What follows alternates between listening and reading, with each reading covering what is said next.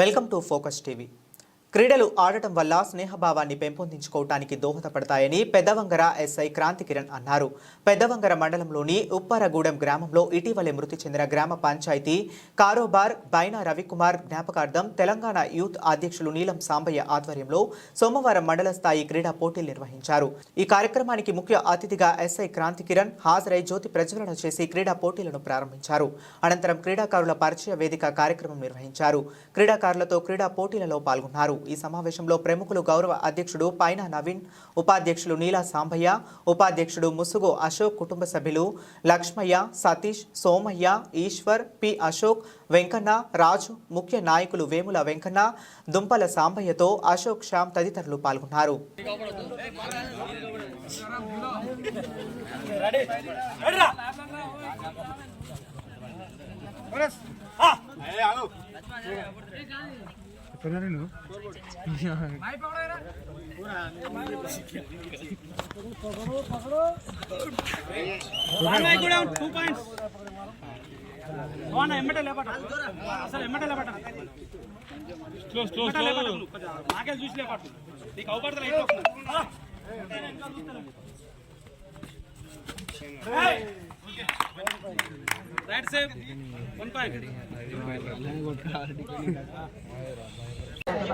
Telangana youth ఆధ్వర్యంలో ఉప్పడంలో ఈ క్రీడల పోటీ కబడ్డీ పోటీలు నిర్వహించడం, ప్రథమంగా మమ్మల్ని ఆహ్వానించడం సంతోషకరం.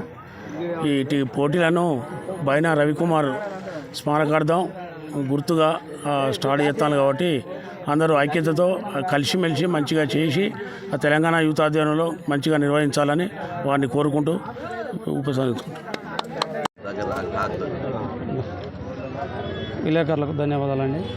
ఈరోజు మా ఉప్పరగూడెం గ్రామంలో మా ఫ్రెండు, మా ఆత్మమిత్రుడు ప్లస్ మా బంధువు ప్లస్ మా తెలంగాణ యూత్కు అనుకూలంగా ఒక 2007లో మా తెలంగాణ యూత్ స్టార్ట్ చేసినామండి.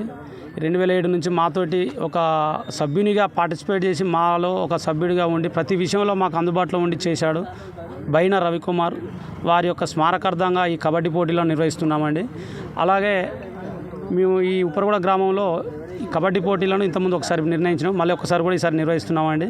తెలంగాణ యూత్ వారు ఉప్పరగూడెంలో చాలా విషయాలలో కూడా ముందుండి అన్ని విషయాలలో పార్టిసిపేట్ చేస్తూ పిల్లలను యువకులను ఎంకరేజ్ చేస్తూ మా యొక్క తెలంగాణ యూత్ వారు ఆదర్శంగా కడమ యూతులు కూడా తీసుకుంటూ మాకు సపోర్ట్ చేస్తూ ప్రతి విషయంలో అందరూ మాకు సహకరిస్తున్నారు. అలాగే ఈ యొక్క కబడ్డీ పోటీలను మా యొక్క సమిష్టిగా తెలంగాణ యూత్ సభ్యులందరం దీన్ని పార్టిసిపేట్ చేయడానికి ముందుకు వచ్చినాం. అలాగే ఇలా ఈ విషయంలో కబడ్డీ విషయంలో ఎలాంటి అవాంతరాలు జరగకుండా మరియు అన్యదా ఏ ఒక్క తప్పు కూడా జరగకుండా మేము చూసుకుంటామని కోరుకుంటున్నామండి.